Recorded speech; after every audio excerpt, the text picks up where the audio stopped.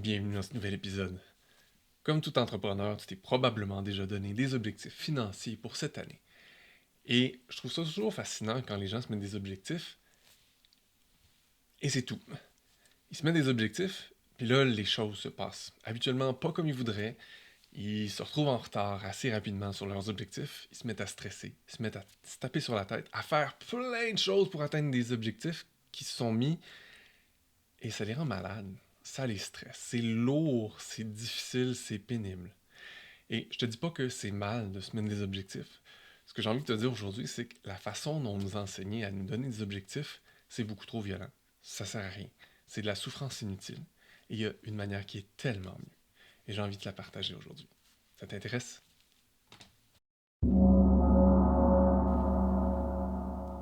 Par mon ancienne vie, quand j'étais employé dans une entreprise, ça m'a toujours fasciné parce que le président ou les actionnaires définissaient un objectif de revenu pour l'année. Ça se splittait après ça en objectifs pour les régions parce que c'était une compagnie internationale. Et ensuite, ça se portait à chacun des vendeurs de la région. Il y avait chacun un quota, un objectif. Et c'était pas mal ça. Et là, oui, il y avait des activités marketing, blablabla. Mais j'avais toujours le feeling que ces gens-là manquaient vraiment de soutien et ils tombaient presque inévitablement en arrière de leur objectif. Ça créait de la tension, ça créait de la souffrance complètement inutile. Et malheureusement, c'est exactement ça que je vois chez la plupart des entrepreneurs que je rencontre, qui viennent vers moi, qui me parlent. Ils me disent: Ouais, j'ai mis ça comme objectif. Ok, cool. Comment tu vas l'atteindre? Puis là, ils me sortent une panoplie de choses qu'ils vont faire et il manque le plus important. Il y a une citation qui m'intéresse vraiment beaucoup ces temps-ci. C'est un livre qui s'appelle Atomic Habit. Euh, Ça dit quelque chose comme on s'élève pas au niveau de ses objectifs, on tombe au niveau de ses systèmes. Et ça, c'est important.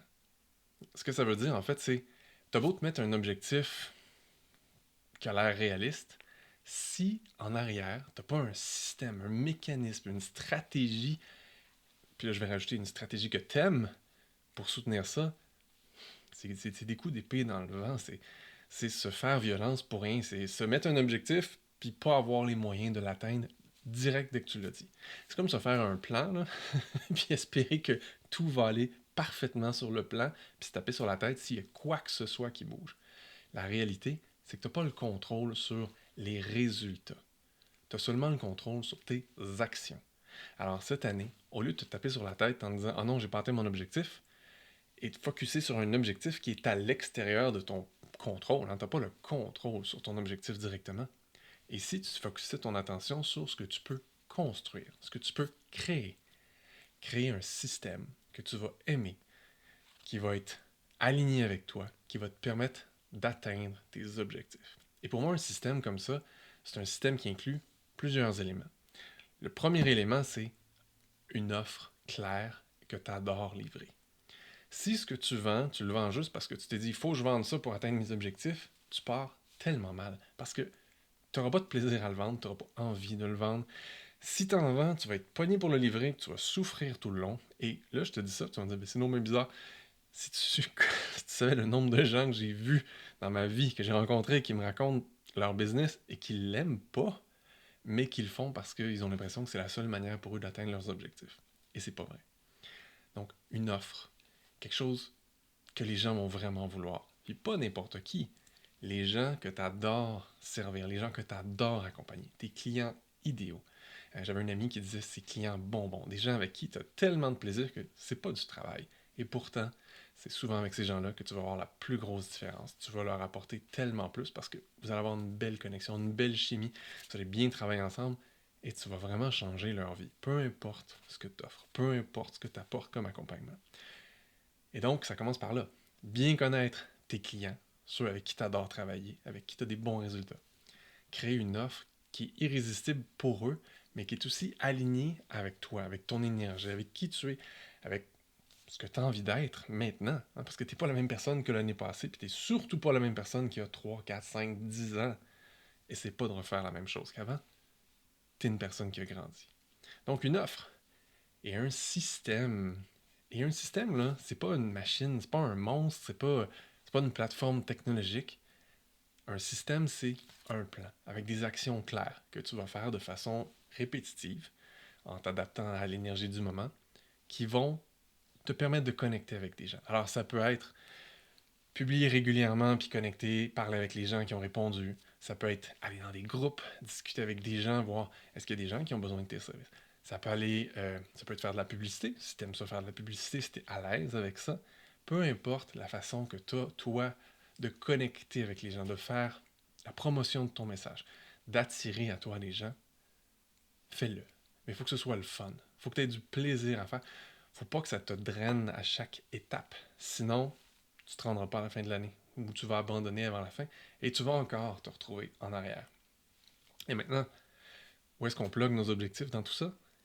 Ben en fait, tes objectifs, c'est comme une cible. Tu vises quelque chose. Parce que sans objectif, c'est vrai que on va un peu à droite, à gauche, on ne sait pas trop ce qu'on fait. Quand on a un objectif, on a une direction, on s'en va vers quelque chose. Mais il ne faut pas que l'objectif soit la seule chose qui te drive. L'objectif, c'est juste une mesure, en fait, pour te dire, est-ce que j'ai fait assez de ce que j'ai décidé que j'allais faire? Hein? Est-ce que j'ai fait une assez bonne offre? Est-ce que je connais assez bien mon client? Est-ce que je fais assez des activités marketing et vente que j'ai choisies moi, qui sont en alignement avec moi et qui fonctionnent pour me rapprocher, atteindre ou même dépasser mon objectif financier que je me suis donné? Et ça, pour moi, c'est tellement une base plus solide, plus stable, plus agréable et surtout plus écologique avec toi.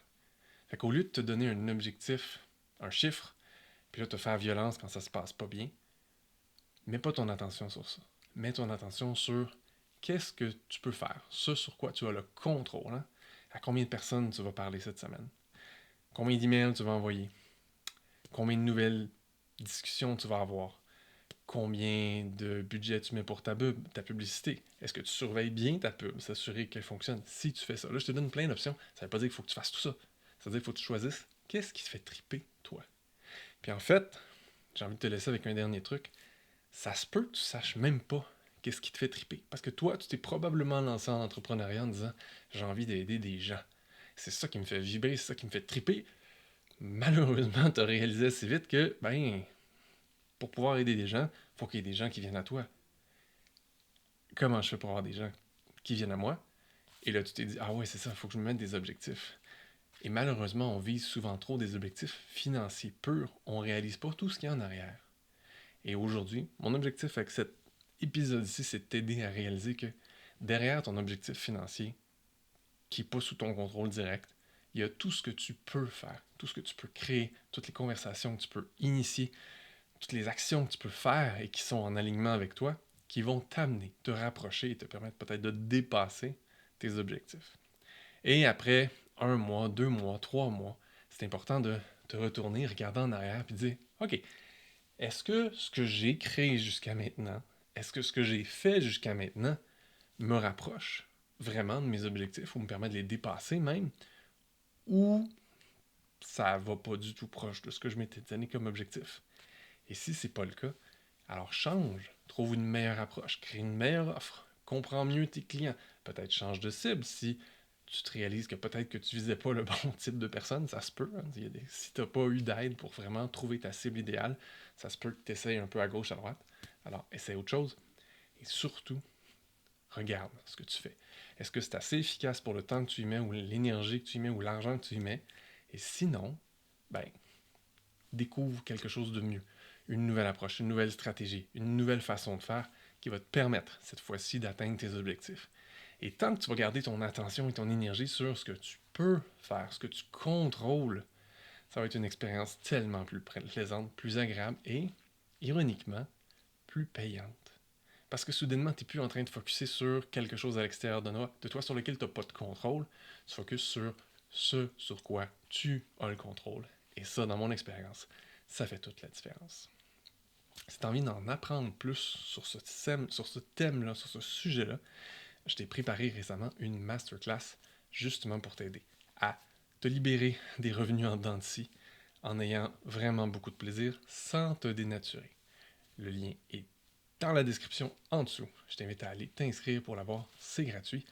C'est pour t'aider à avoir une bien meilleure année. Là-dessus, je te souhaite une merveilleuse fin de journée. À la semaine prochaine.